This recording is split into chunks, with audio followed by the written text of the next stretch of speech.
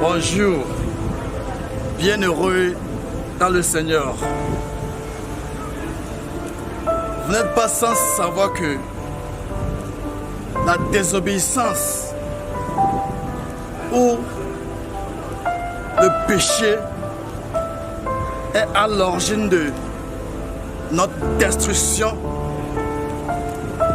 Si l'homme est devenu ce qu'il a aujourd'hui,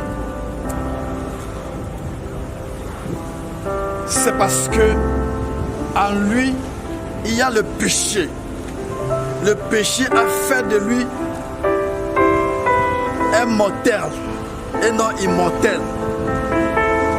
Heureux soit celui qui se repent et qui emprunte la voie du salut. Celui-là sera éternel. Raison pour laquelle chaque jour que Dieu fait, nous vous exhortons à la repentance. Parce que seule la repentance mène à la vie éternelle.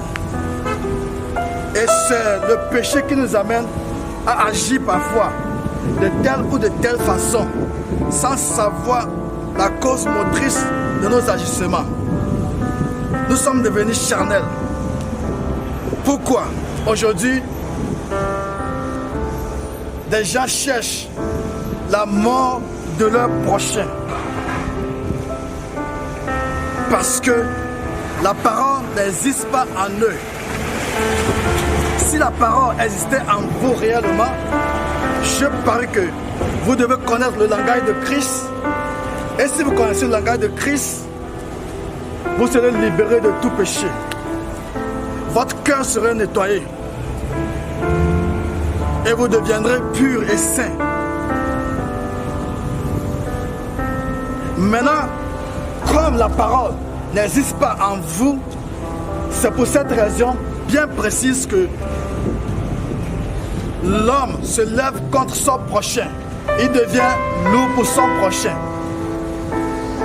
Quand il voit son frère, ça l'énerve.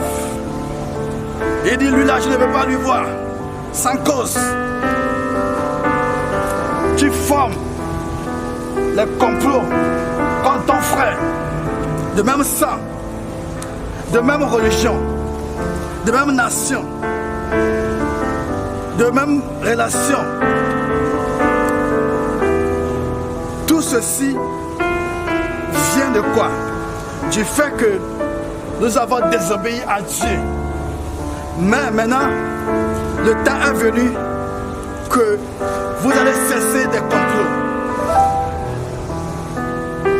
Le complot ne vous amène pas au royaume des cieux, plutôt en enfer. Mais avant tout, c'est quoi le complot? Ou bien qu'est-ce que c'est que le complot? Le complot, c'est l'entente entre un groupe d'individus qui cherchent à nuire à autrui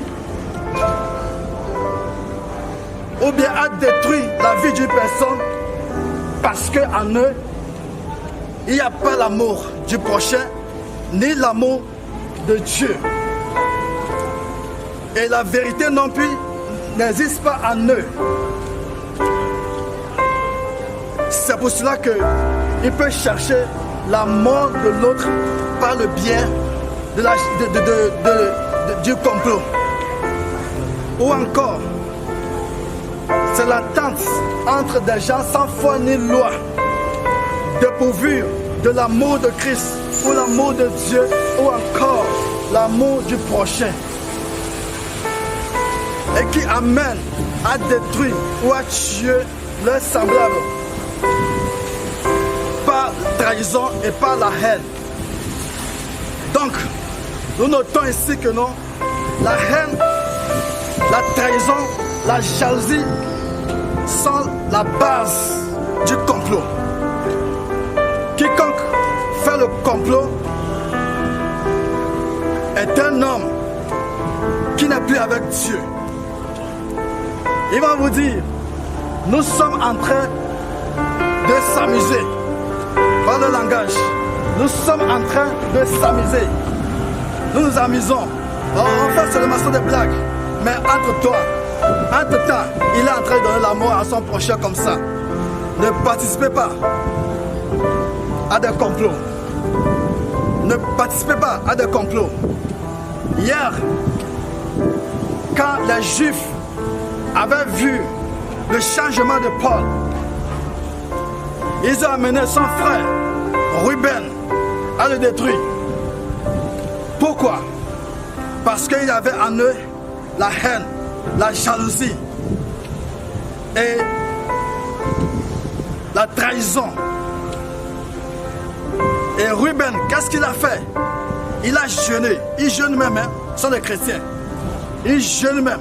Il a jeûné que si lui ne tue pas Paul, son frère, à travers ce jeûne, c'est pas bon. Donc ils ont fait le complot contre l'apôtre Paul pour le tuer. Mais le Seigneur étant grand, en toutes choses, le Seigneur fait triompher sa justice. Et le complot humain n'amène pas, ou bien le complot humain est inutile, car il ne peut pas bloquer le Dieu, le vivant, à ne pas accomplir sa vision.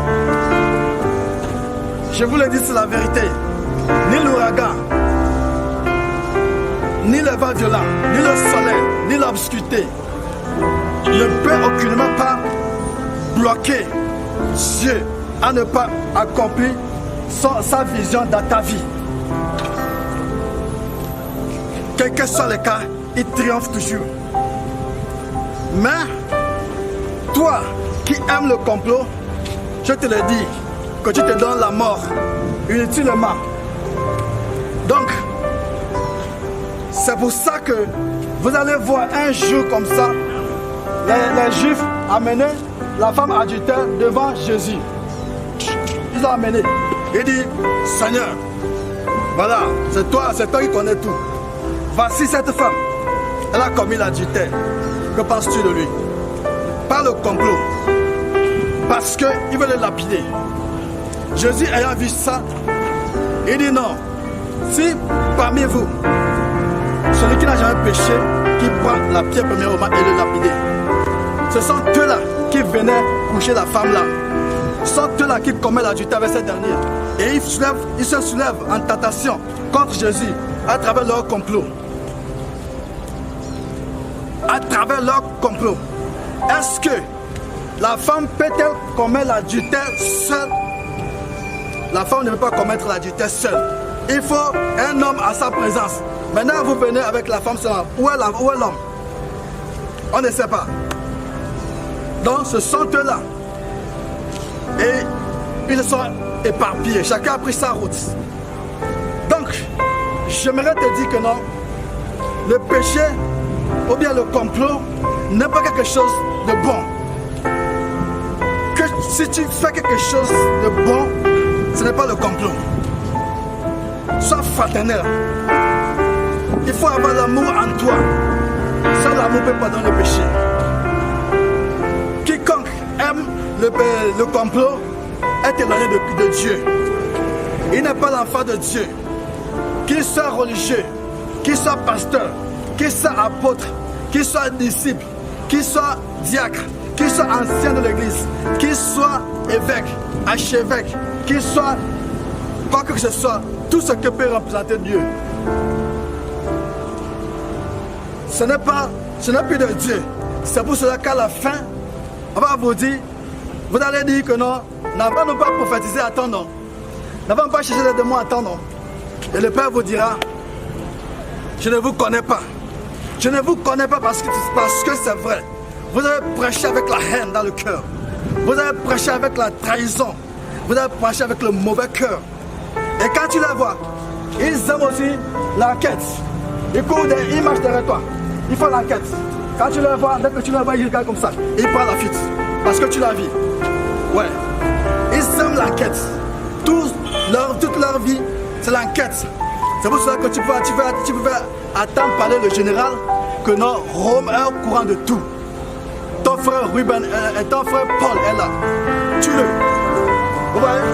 Donc, si nous sommes là aujourd'hui pour vous montrer ce que le complot peut donner, c'est parce que nous voulons que vous changez. Nous voulons que vous soyez agréables à Dieu. Parce que Dieu a besoin des âmes. Nous ne sommes pas venus pour perdre les âmes, mais nous sommes venus pour leur donner vie. Nous prêchons pour donner la vie et non la mort. Mais si vous vous levez, vous faites le complot contre les uns les autres, sous prétexte que vous êtes en train de faire du bien, parce qu'il y a d'autres qui tuent pour en servir Dieu. Jérémie a dit, il n'est pas bon de verser le sang d'un innocent. Mais dès que vous avez vu Christ prêcher, sa parole a changé. Il donne la vie aux gens. Vous avez dit, voilà encore quelqu'un qui est venu, tuons-le. Là, vous allez voir les chefs religieux s'organiser pour mettre Christ à mort par le biais du complot.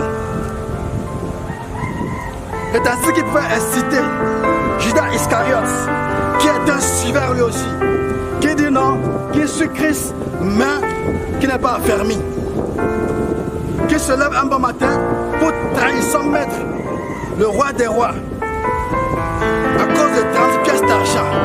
L'amour de l'argent tue. Et qu'est-ce qu'il a fait finalement? Il a livré son maître. Donc, aujourd'hui, à cause de la nourriture, à cause de pièces d'argent, à cause de la femme, à cause du bien de ce monde, à cause de la bière ou les boissons, l'homme t'amène à tuer ton frère. L'homme te conseille et tu crois que ce sont des vrais conseils. Après avoir agi, c'est là que tu diras, oh my God, j'ai péché contre le ciel et la terre. Sois vigilant en toutes choses. Quand tu les vois, ils ont leur signe. Quand ils passent, fais comme ça. Maintenant, c'est pour commencer le montage de complot, ça. C'est pour commencer le mal. Il faut qu'ils te font comme ça. Ça va. C'est pour commencer le mal. Ou alors, parfois, quand tu les vois marcher, ils font comme ça. Ils tournent la tête comme ça, ils font comme ça. Quand ils tournent la tête, ils font comme ça. Pourquoi? Parce que ce sont les signes qui amènent à l'assassinat. Ce sont les signes qui amènent à la tuerie. Ce sont des complots. Judas Iscariote, il a fait quoi? Il a trahi son père, son maître, seulement pas bisous. Un seul baiser, c'est suffit. Donc vous allez les voir, ce sont des gens sans foi ni loi. Ce sont des méchants qui sont toujours à côté de vous. Chaque jour, ils sont là pour avoir des informations sur vous. Chaque jour, ils sont là pour avoir des informations sur vous. Parce que ils cherchent vos points faibles et vos points forts pour vous attaquer. Soyez toujours enracinés dans le Seigneur. Quiconque a la foi en Dieu va toujours réussir en tout. Si réellement l'homme qui est créature de Dieu avait compris l'écriture et l'écriture s'est enracinée en lui, je parie que nous ne devons pas être là. Si je suis envoyé encore dans ce monde, c'est parce que le péché a connu une croissance galopante et l'amour s'est refroidi. C'est pourquoi Dieu a encore envoyé son prophète messager pour vous dire que non, le temps est venu, que vous allez encore changer. Jésus a amené pour lui. Les disciples ont fait les leurs. Le prophète Mohammed a fait pour lui. Vous avez vu, les gens peuvent entrer les musulmans. C'est promis. C'est pas que le prophète Mohammed c'est un faux, non. Ismaël, je ferai de ta nation une grande nation, a dit l'écriture. Donc, ce sont les descendants du roi Ismaël. Et comment appelle-t-on? Le prophète Mohammed est sorti de l'un de ses descendants, appelé Kadar. Donc, si, comme Dieu ayant vu la générosité du prophète Mohammed, il s'est descendu un bon matin à la personne de l'ange Gabriel et il dit, prophète Mohammed, tu es prophète Mohammed, moi je suis Gabriel. Tu ne sais pas lire, n'est-ce pas? Lis dans le Seigneur. Lis dans le Seigneur. Et le prophète Mohammed a commencé à lire. Qu'est-ce que tu peux chercher chez Dieu et tu ne peux pas trouver? Seulement le péché. La vie du péché, la vie pécheresse, que tu ne peux pas trouver chez Dieu. Dieu a tout. Dieu donne la vie. Et le prince de ce monde ne veut que vous enseigner le mal et vous vous orientez vers le mal. Ne cherchez pas le mal, ne cherchez pas à donner la mort aux autres pour rien du tout. Tu as dit ne tuez pas et tu fais le complot. Qui trompe qui? Ne commettez pas l'adultère et tu as pris la femme de l'autre. Épousez une femme et toi tu as encore épousé autre femme derrière ta femme. Et tu as dit non, oh, je suis tombé, c'est le péché, je suis tombé. Tu vois que Dieu pardonne le péché comme ça. Repentez-vous, repentez-vous, tournez vers Dieu et gardez la foi en lui. Ensuite, la rémission du péché sera venue. Sans cela, vos péchés ne seront pas pardonnés. Je vous le dis, c'est la vérité. Si vous comprenez l'écriture, la faveur viendra. Raison pour laquelle vous allez voir le roi Saül, quand il a vu David, il pensait que David venait pour voler son trône. Et qu'est-ce qu'il a dit? Il a fait le complot contre lui, contre David, pour le tuer. Voilà ce que vous avez fait. Si aujourd'hui nous courons de gauche à droite pour la repentance, nous ne sommes pas, nous sommes des pèlerins en tant que des messagers. Donc, quand la reine Jézabel a vu, comment l'appelle-t-on? Quand elle a vu Naboth, elle a envié Naboth parce que son champ de vigne a produit abondamment. Là, qu'est-ce qu'elle a fait? Elle a monté le complot contre lui, afin de le tuer et voler ses vignes. Mais je vous exhorte à présent, parce que l'Éternel n'aime pas le péché. L'Éternel n'aime pas le péché, mais l'amour est son partage. C'est pour cela qu'à présent, je vous amène à comprendre l'Écriture, que l'Éternel, le bon Dieu, qui nous a envoyé cette terre, afin de vous délivrer de tout, vous bénisse. C'est la voix de la communauté universelle des fils de Christ, le ressuscité. Téléphone 0 66 46 38 23. WhatsApp 0241 0 37 02 83. YouTube. Le complot est à l'origine de vos perditions. Tapez ensuite le nom Raoul, prophète messager de Dieu. Que le ciel et la terre soient à votre faveur et que l'Éternel vous bénisse.